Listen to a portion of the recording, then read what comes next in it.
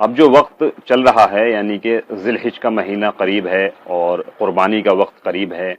تو ان دنوں میں اکثر سورہ الکوثر زیر بحث آتی ہے۔ لوگ اس پر سوال کرتے ہیں اکثر سورہ الکوثر پر،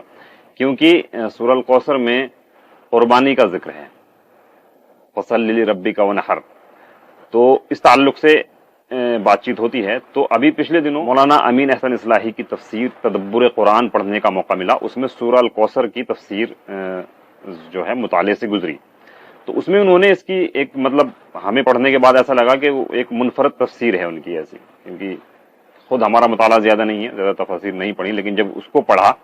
تو یہ لگا کہ ہاں ایک الگ ہی بات، کچھ نئی باتیں ہمیں اس میں سیکھنے کو ملی۔ تو اس میں یہ ہے کہ یہ معاملہ ہے کہ جیسے کہ عام طور پر کیا ہوتا ہے، آپ کسی سے بھی معلوم کریں گے تو یہ کانسیپٹ ہے زیادہ تر لوگوں کے ذہن میں کہ کوثر، جو سورہ الکوثر میں لفظ کوثر آیا ہے، اس سے مراد وہ نہر ہے یا وہ حوض ہے پانی کا جو آخرت میں ہوگا، جنت میں۔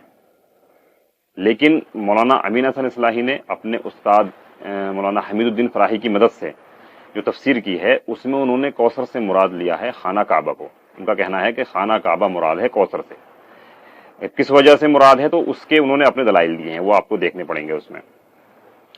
بہرحال جو انہوں نے تفسیر کی ہے اس سے وہ جو دوسری تفسیر ہے، یعنی کہ خانہ کے کوثر سے مراد آخرت کی نہر ہے یا حوض ہے، اس کا انکار نہیں ہوتا۔ کیوں؟ وہ اس وجہ سے کہ انہوں نے اس کو اس طرح سے لیا ہے کہ کوثر سے مراد نہر ہے، یہ حقیقی ہے، یعنی حقیقی نہر وہ ہے جس کا نام کوثر ہے جو آخرت میں ہوگی، اور خانہ کعبہ جو ہے یہ مجازی معنی میں نہر ہے۔ تو اس وجہ سے دونوں تفسیریں ایک ساتھ مل گئی، مطلب اس کا بھی انکار نہیں ہوا، اور یہ ایک تفسیر انہوں نے مراد لیا کہ کوثر سے مراد خانہ کعبہ ہے۔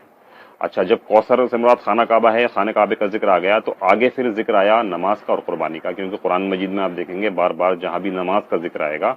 ساتھ میں زکوٰۃ کا ذکر آتا ہے، لیکن یہاں پہ ایسا نہیں ہے، یہاں پہ نماز کے ساتھ قربانی کا ذکر ہے۔ کیوں؟ کیونکہ پیچھے خانہ کعبہ کا ذکر آیا ہے کوثر کی شکل میں۔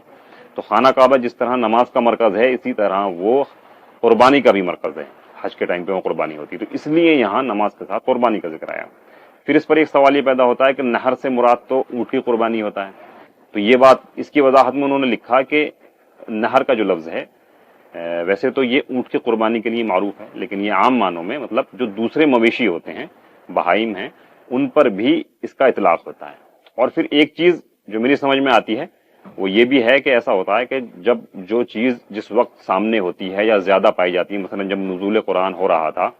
تو اس وقت اونٹ زیادہ تھے وہاں پہ، تو اس وجہ سے اونٹ کی قربانی کے لیے جو لفظ آتا نہر وہ بول دیا، لیکن اس کا مطلب یہ نہیں ہے کہ اب ہم اونٹ کو ہی اس لفظ کو پکڑ لیں کہ بھئی اونٹ کی قربانی ہونی چاہیے۔ یہ ایسے ہی ہے جیسے کہ سورہ الحج میں جب کہا گیا کہ حضرت ابراہیم سے کہ حج کے لیے منادی کرو لوگوں میں، وہ آپ کے پاس آئیں گے دبلی پتلی اونٹنیوں پر۔ تو اب اس چیز کو اگر کوئی پکڑ لے نہر کے لفظ کی طرح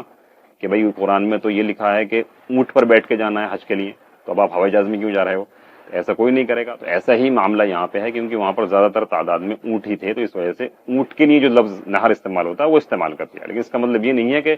قربانی اب اونٹ ہی کی ہوگی۔ تو اس طرح سے یہ انہوں نے ایک اچھی تفسیر کی ہے، اور اس میں بہت سی نئی نئی معلومات ملتی ہے۔ بہرحال تفسیر تھوڑی طویل ہے، کئی صفحات پر مشتمل ہے،